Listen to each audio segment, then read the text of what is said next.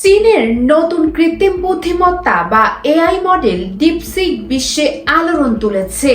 ডিপসিকের এই অসাধারণ সাফল্যের পেছনে রয়েছে চীনের তরুণ কিছু উদ্ভাবকের মেধা ও শ্রম। চীনের এই মেধাবী উদ্ভাবকদের একজন হলো লুও ফুলি। 29 বছর বয়সী এই এআই গবেষক ন্যাচারাল ল্যাঙ্গুয়েজ প্রসেসিং এ অসাধারণ অবদান রেখেছেন। লুও ফুলি প্রথমে বেইজিং নর্মাল ইউনিভার্সিটিতে কম্পিউটার সায়েন্স নিয়ে পড়াশোনা করেন। ফুলির কাছে শুরুতেই বিষয়টি কঠিন মনে হলেও ধীরে ধীরে তিনি এই বিষয়ে পারদর্শী হয়ে ওঠেন। পরবর্তীতে পিকিং ইউনিভার্সিটির ইনস্টিটিউট অফ কম্পিউটেশনাল ল্যাঙ্গুয়েজটিকে পড়ার সুযোগ পান তিনি। 2019 সালে অ্যাসোসিয়েশন ফর কম্পিউটেশনাল ল্যাঙ্গুয়েস্টিক্স কনফারেন্সে 8টি গবেষণা প্রবন্ধ উপস্থাপনা করেন লুও ফুলি।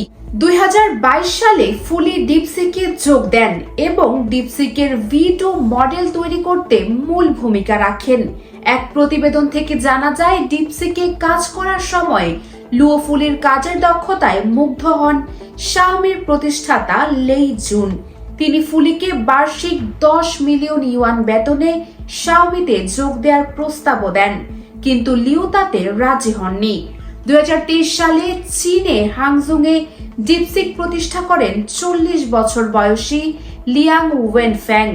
ডিপসিক মাত্র এক সপ্তাহে যুক্তরাষ্ট্রের চ্যাটজিপিটিকে পেছনে ফেলে অ্যাপল অ্যাপ স্টোরের শীর্ষস্থান দখল করেছে।